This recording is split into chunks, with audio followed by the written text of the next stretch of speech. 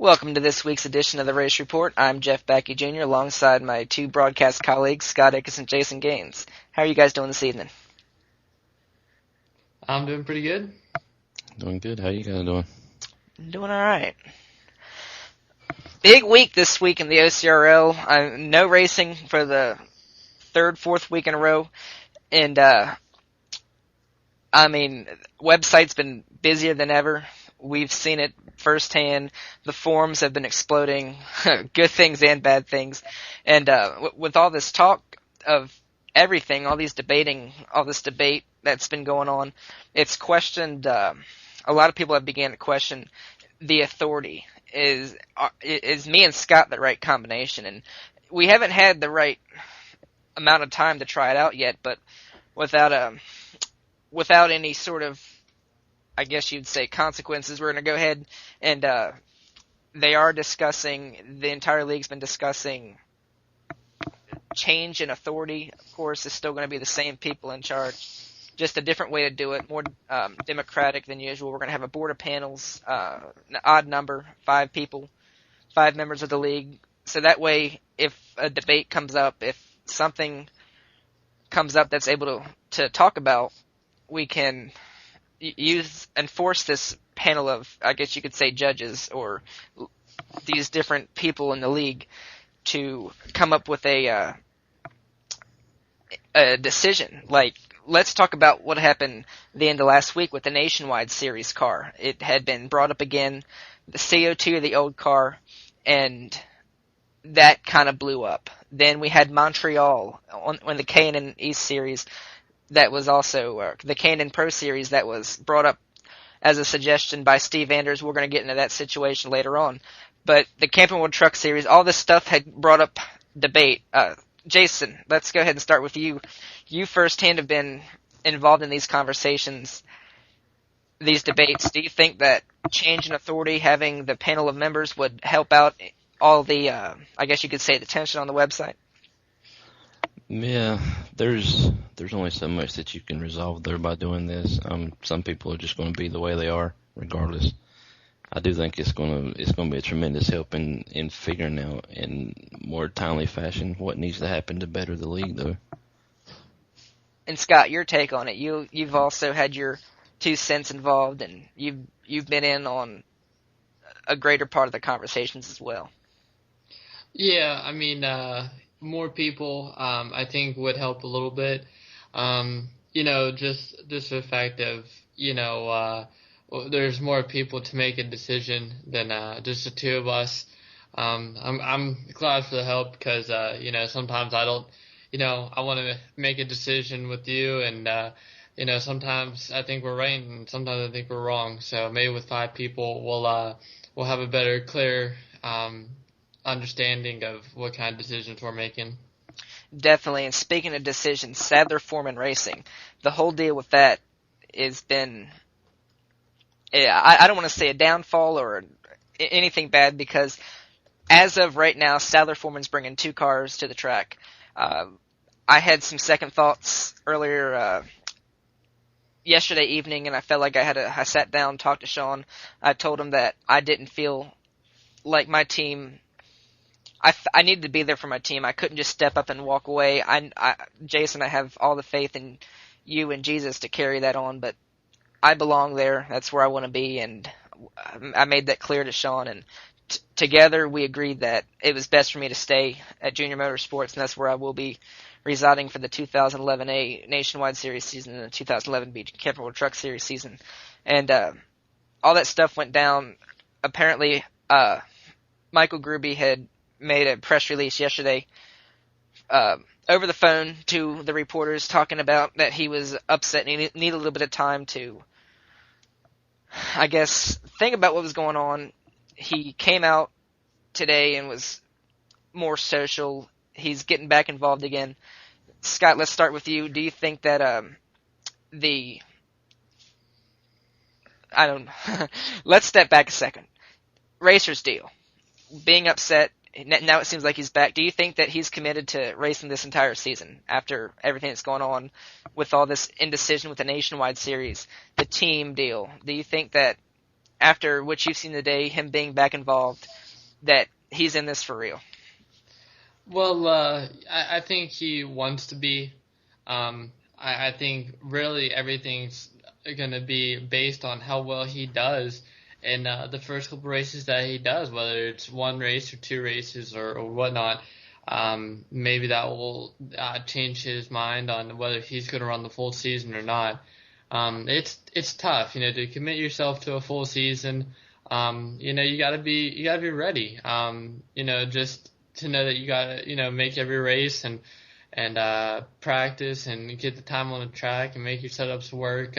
It's a lot, but you definitely got to commit yourself to running a full season. But like I said, it all depends on whether. I think really everything depends on how good he does the first two races or one race or whatever he's doing.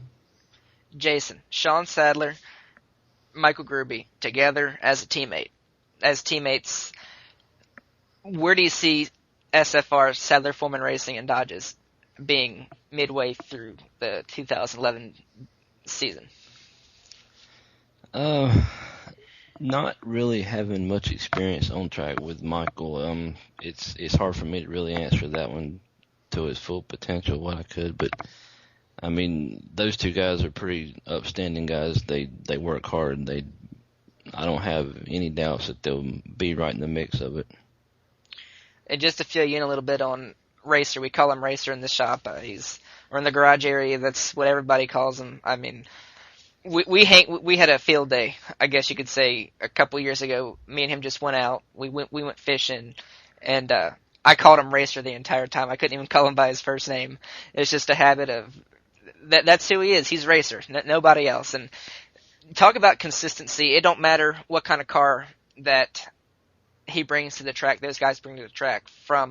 He's been serving over in duty with the U.S. Army over in Iraq and Pakistan, and with the news of them being able to capture Osama bin Laden, he was back a couple weeks prior to the capture, and I guess you could say dismiss or dismay of him, but he's back. He was back, and he's here to stay now in the States. Thankfully, we appreciate everything that he's done for our country. But he's back now. He's ready to race, and he's going to contend for championships. That's what everybody's expecting. And he's never completed a full season, but after racing with him his rookie season and here and there throughout, he's very consistent.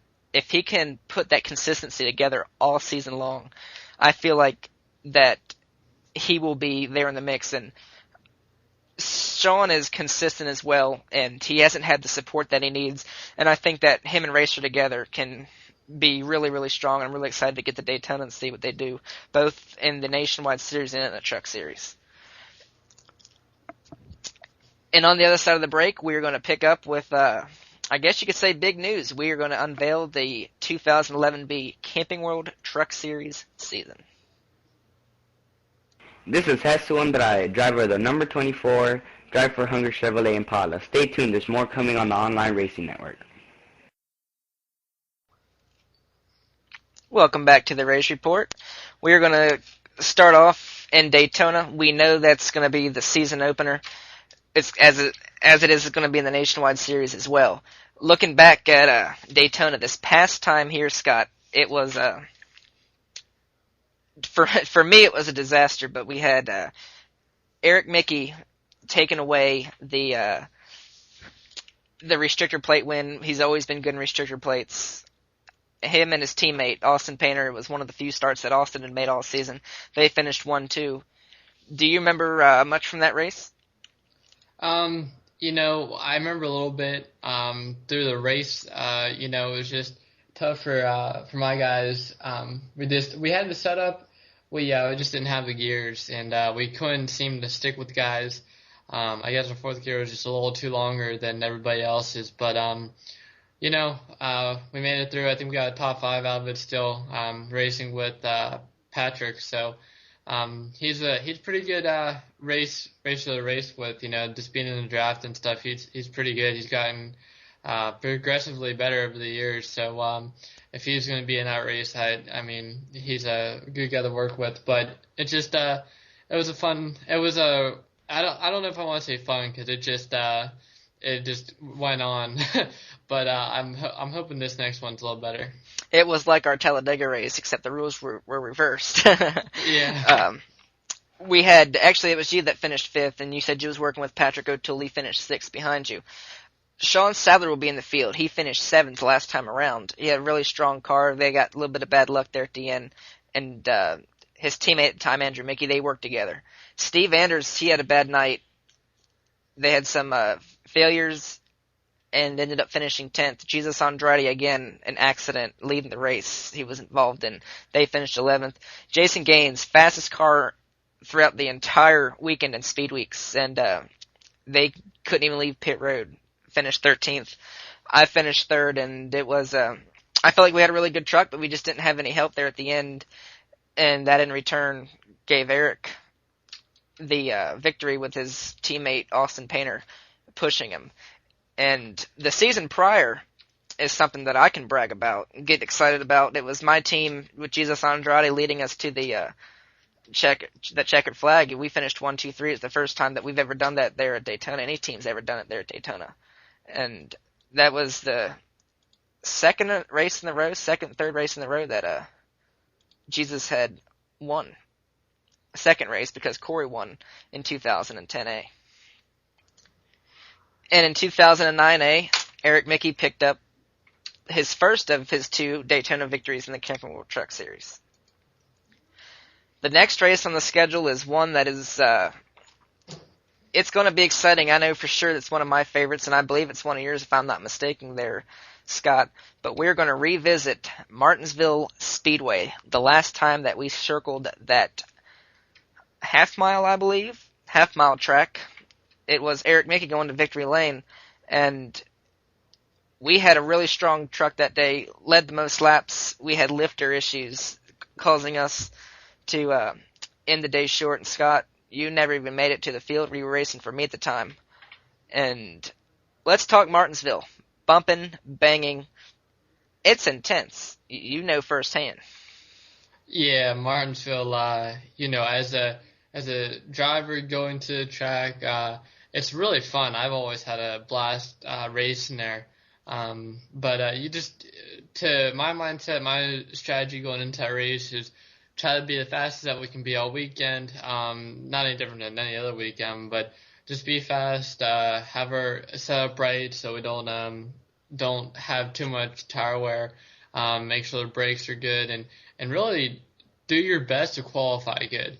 I mean, at every track you want to qualify good, but this track you really stress it because, if you're out in front that way, you really don't have anybody in front of you anybody to brake check you or anything like that. You can really get out there, run your fastest, and try to just get single file. If you're in the back of the pack and you're racing with other guys, you're really going to be banging up your truck all day, which really isn't that bad at Martinsville because normally you can unless you really hurt the truck bad, you can run pretty fast all day. But it's a really fun track to go to, and I know I missed my last chance when we went there in the Camping World Truck Series, so I'm glad to get back there and race there in the trucks. And I was going to ask you about qualifying, and you said it was qualifying up front is important. You said that as well. And don't be mistaken that you didn't show up that last time because, ladies and gentlemen, Scott did win the first time we were there. I actually finished second behind him, and he knows how to get around Martinsville Speedway. It's high speed down the stretch. You brake hard getting into the corner. We're down to speeds at 60 miles an hour in the corners. So you go from about 120 to 60 in a matter of seconds, and it's just a really fast-paced track, and keeping your car clean, out of the question. Not going to happen. It's not. You just go there basically to put the best setup underneath you, and whatever happens to the sheet metal happens to the sheet metal because you're not going to keep the truck clean. But I know me and you had good battles, and I'm hoping the rest of the field feel the same way when we get there. Yes, Eric Mickey personally told me that with the new call your own caution format, he believes that this is going to be probably one of the better races we've ever had at Martinsville. I'm really excited to get that going and having some green flag runs for the first time in history at Martinsville Speedway.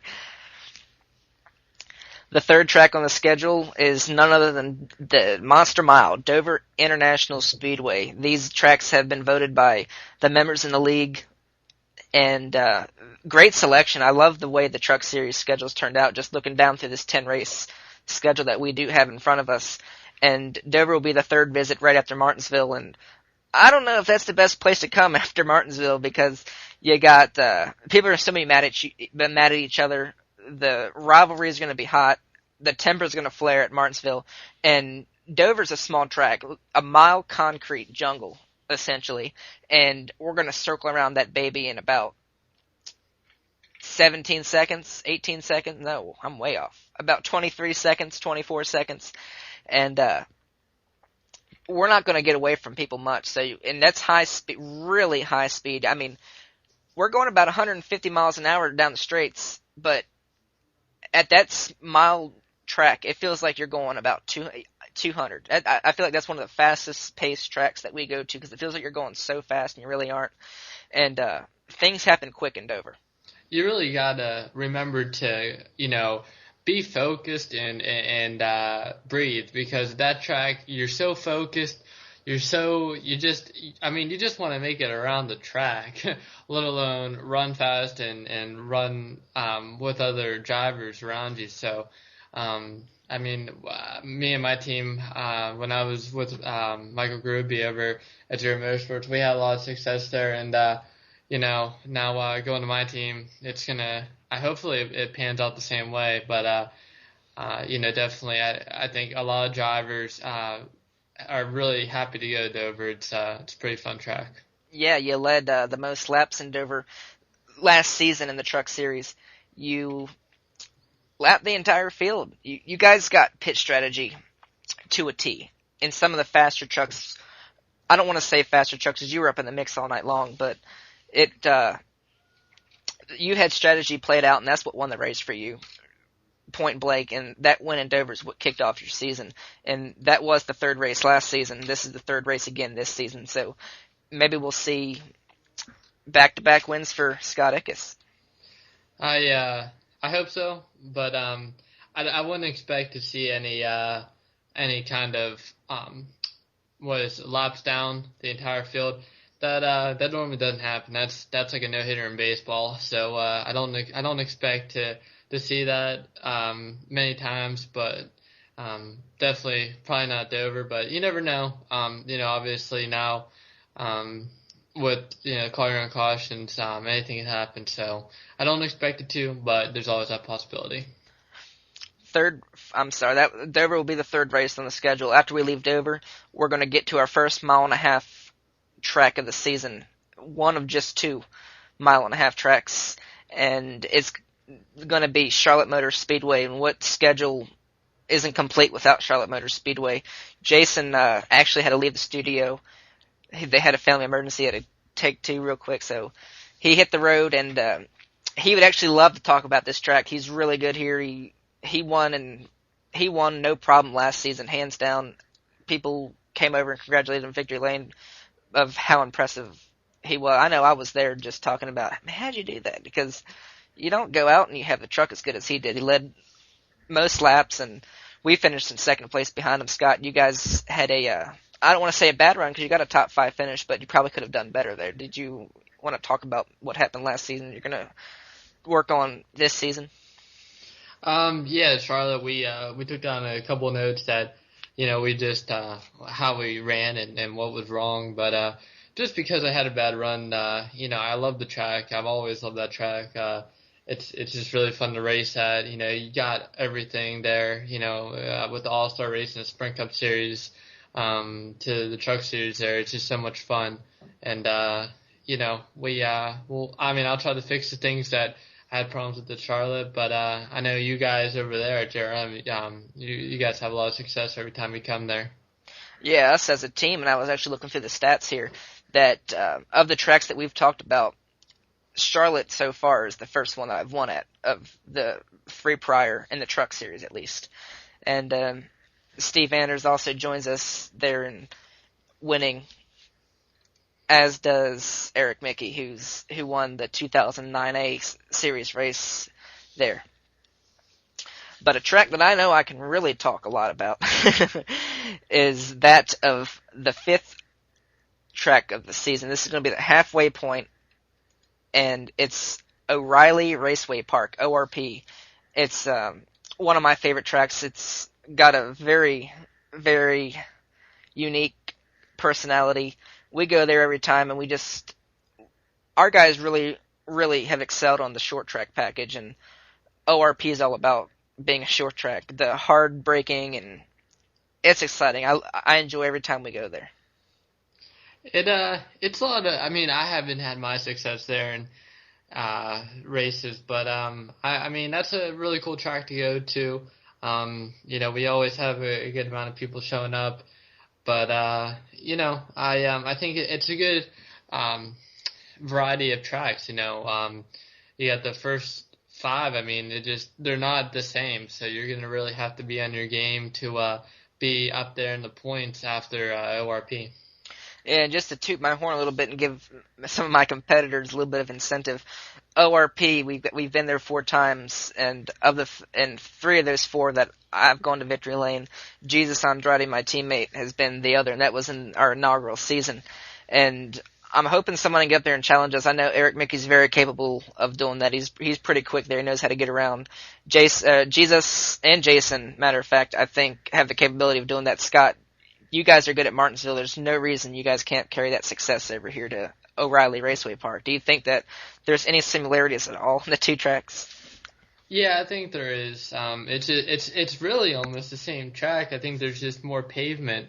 You know, there's I mean, at Martinsville, it's pretty. I mean, that's the reason why they call it the paperclip, is because there's just not a lot of room there. You know, there's not really too wide racing. It's kind of one lane, and you just kind of have to go there. And if someone is underneath you, you gotta let them go, even if that's 4 or 5 cars. I mean, you're probably not going to be able to get in. At ORP, I think there's a little more room. So you know, there's not really 2 lanes to race in, but you're gonna have the room there that if you go underneath some guy, you can push him up a little bit, and you're not gonna throw him into the wall. So, I guess if your truck made it out of Martinsville, it'd be smart to bring it to ORP.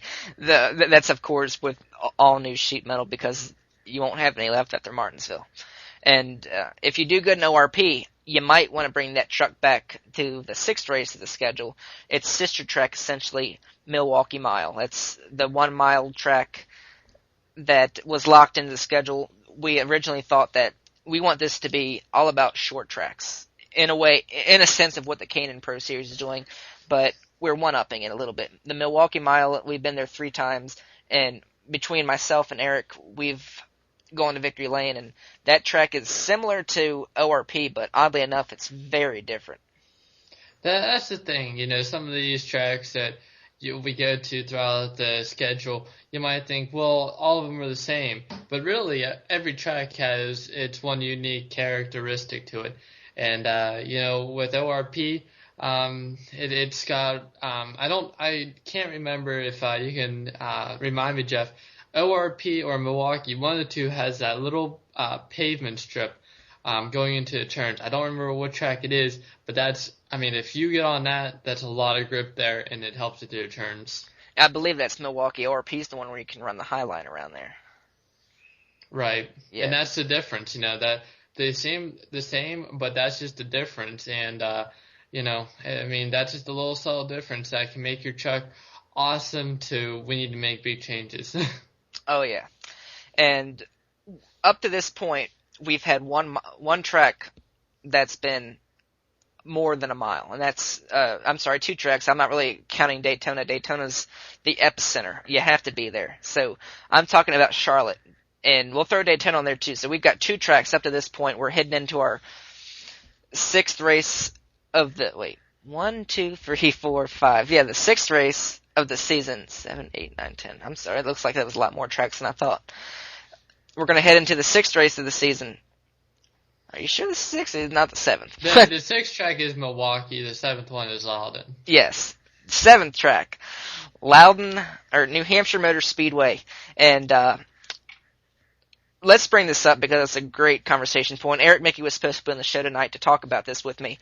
And essentially, it's the birthplace or the home of, it was made famous in 2010. See, me and him were in a heated battle for the lead.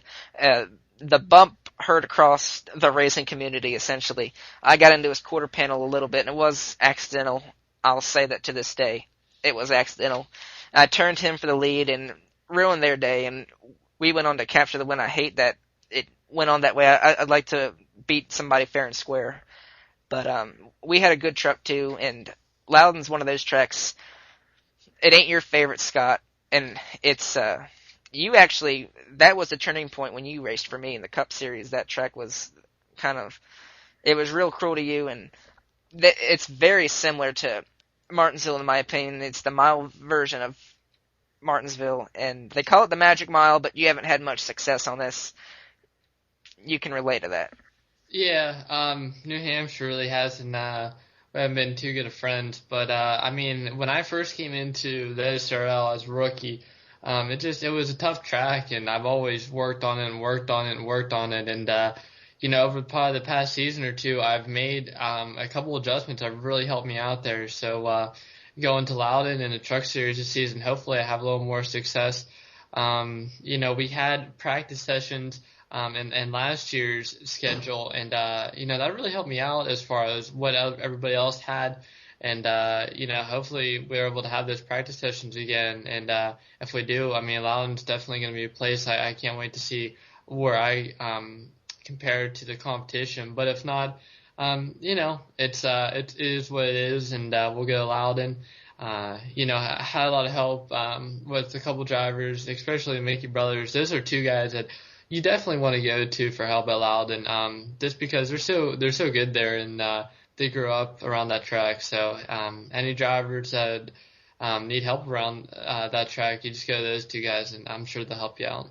Yeah, they're home track favorites there. It's definitely their home track, and it is as well for Patrick O'Toole.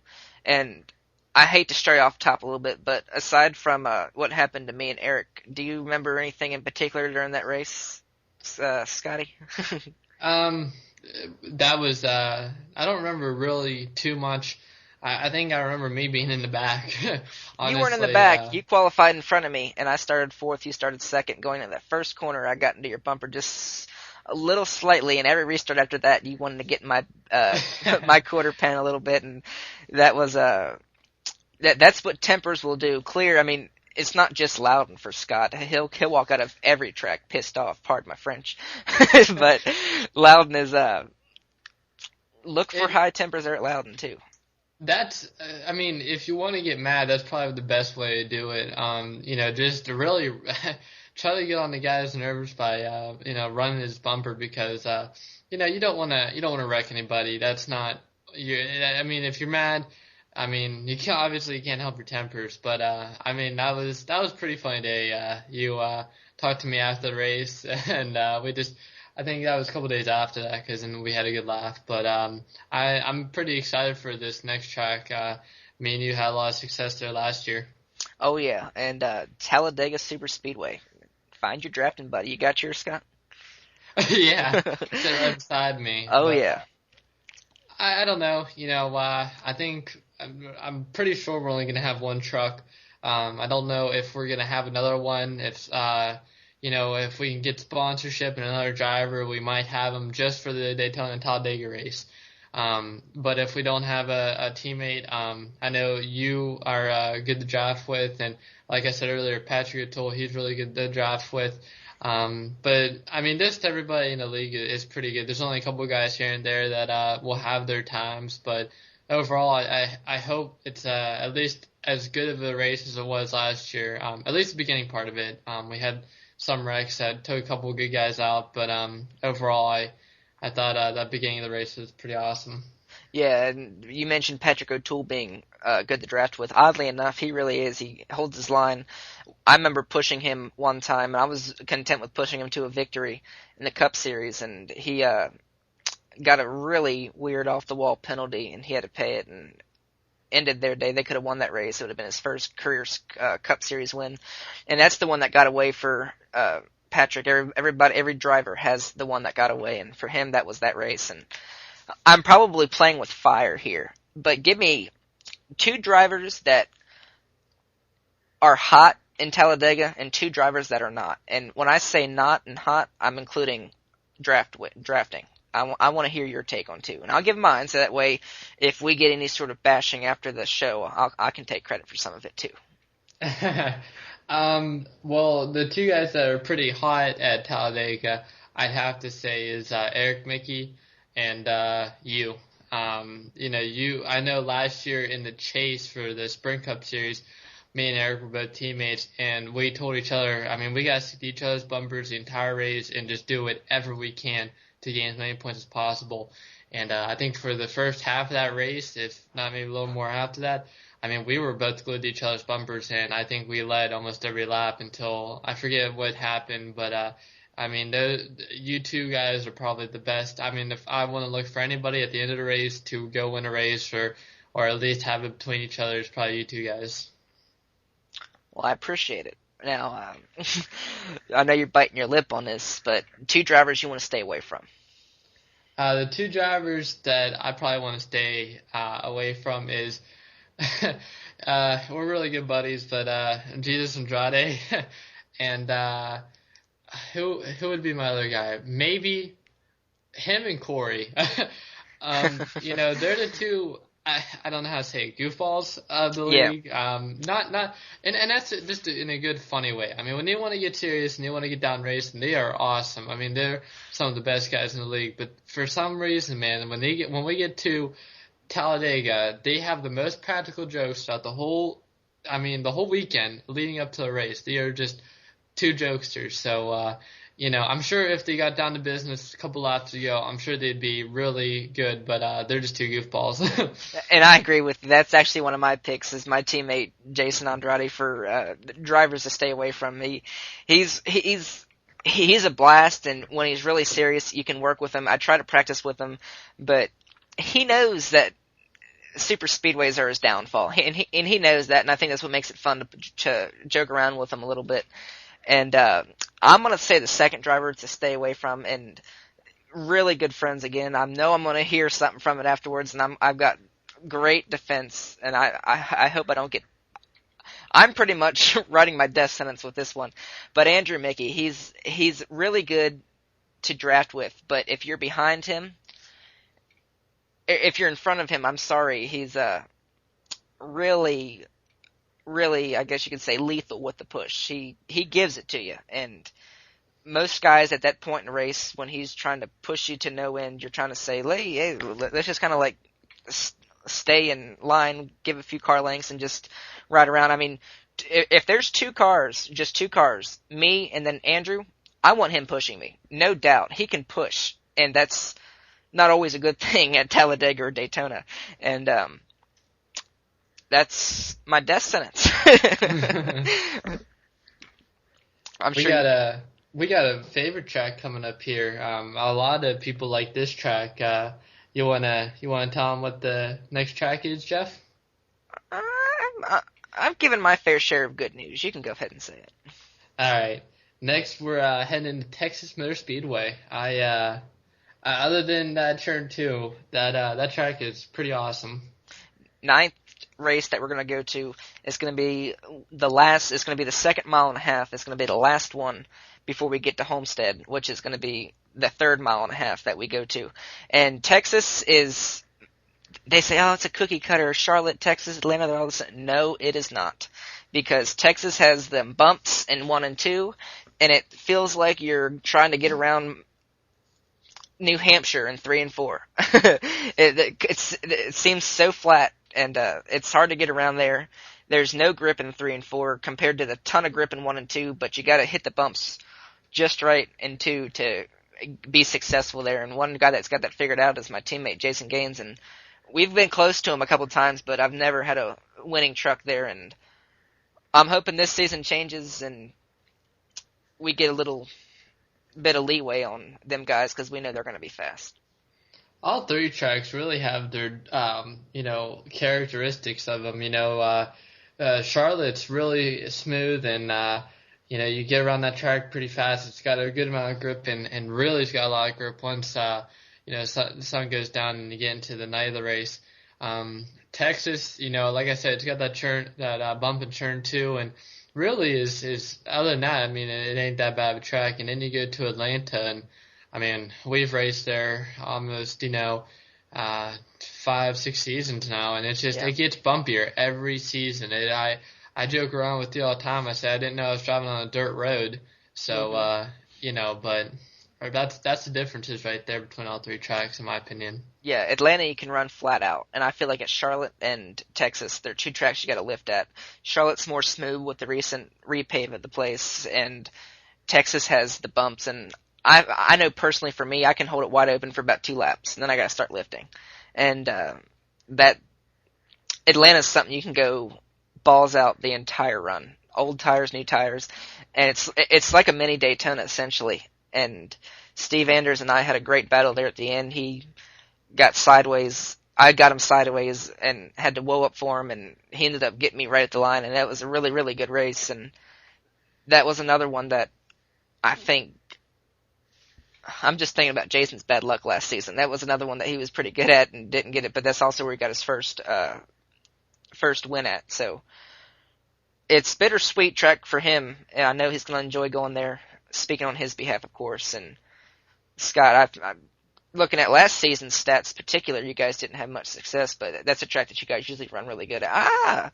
That's the one where the famous replay came from, where you're minding your own business coming out of turn 2, and a car all of a sudden drives into your door down the backstretch. Yeah, that was pretty funny. Now it is, at least. Yeah, but we always have good times there. So it just it's a good track to go to.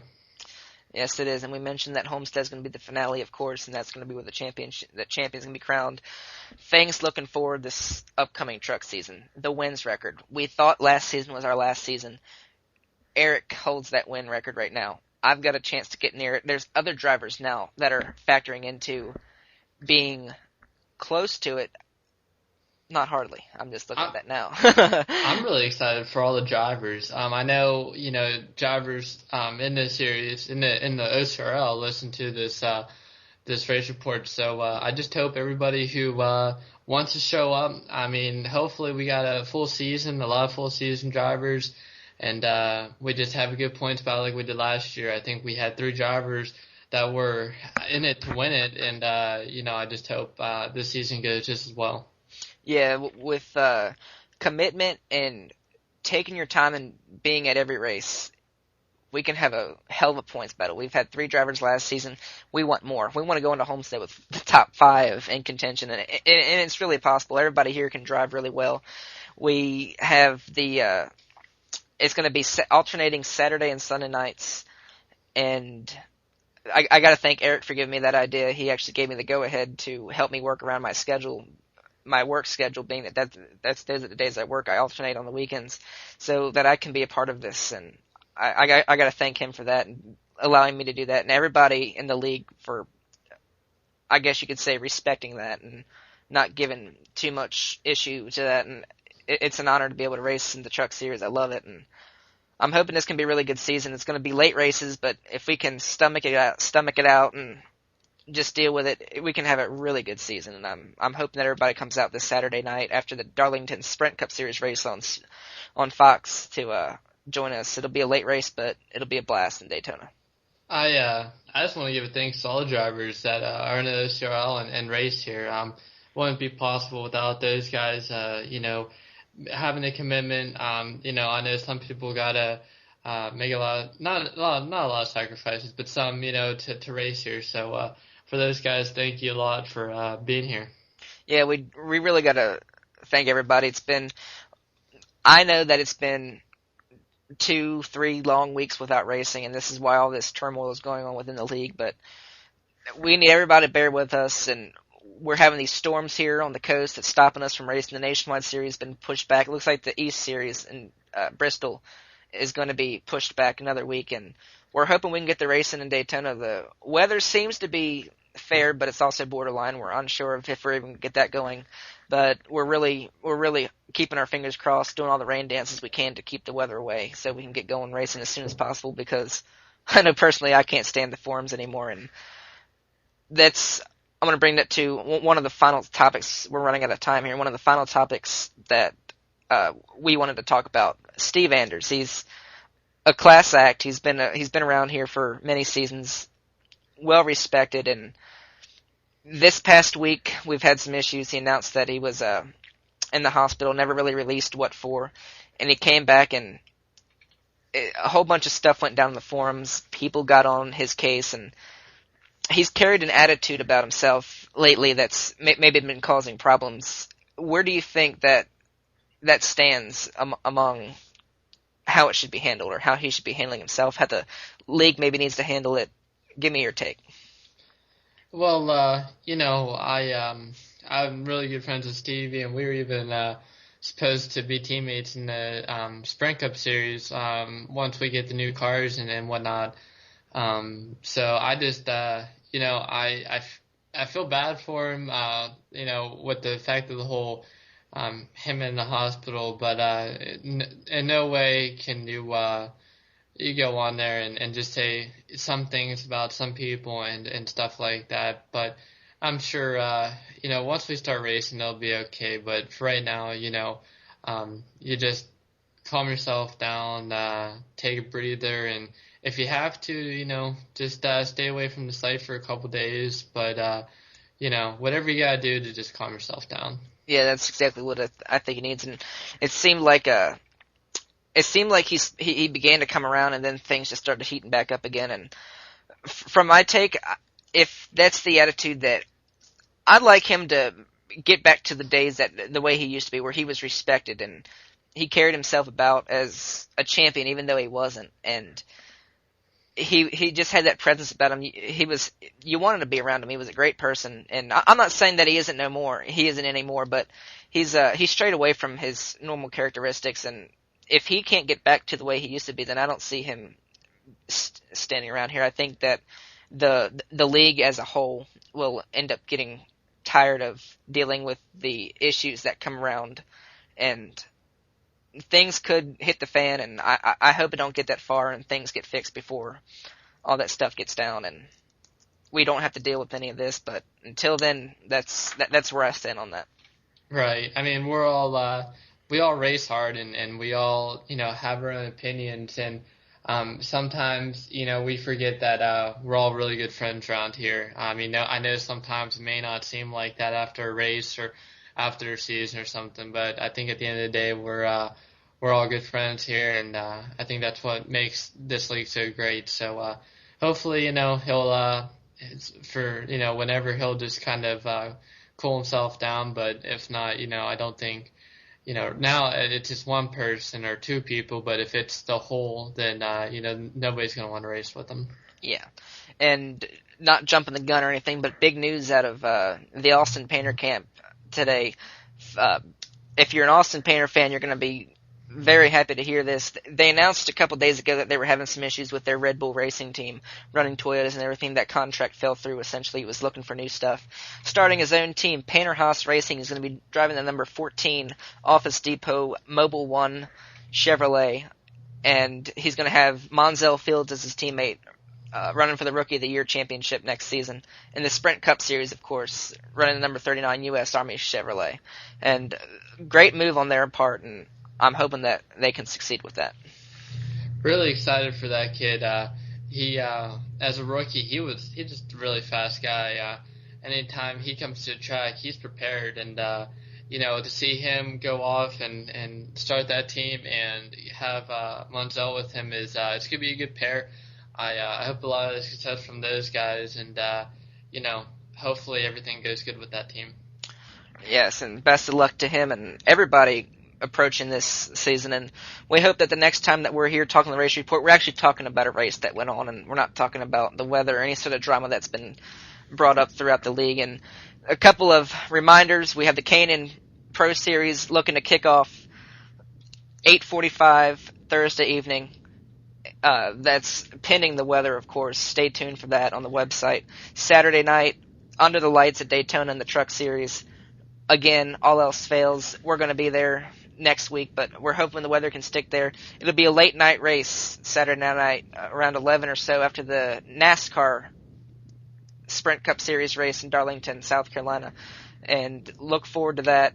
It's going to be a hell of a season opener if we get it in, and pending, as long as the weather's there, no matter what time of night. There's lights in Daytona, we'll be there racing, and we got to thank everybody for their patience and just everything going on, and we're going to get there. We're going to get there. Any final thoughts, Scott? Just I can't wait to start off the season. Hopefully we have some good replays from the races, but other than that, not much. Just thank everybody who is in the league and helps us out. Definitely to all the people that helped us out with the schedule. Definitely, we like to get everybody's opinion and views on what tracks we would like to run. So hopefully we got to get a mix in there, and everybody enjoys the truck season this series. Yeah, we put together a really good schedule. I'm excited to see. It's going to be a blast. I know personally for me, I love the tracks. Everybody voted for them, so I'm hoping that they like the tracks as well. But for now, we're out of time. We appreciate you for sticking in and listening to the race report without no race and just listening to all the drama that we've got to say and all of our comments. And good luck to Jason. I know he can't be here. He's had some issues, and we hope everything's going well on that end. In the meantime, on behalf of everybody at the OCRL studios, I'm Jeff Baki Jr. And I'm Scott Ickes. And we'll see you next week in Daytona.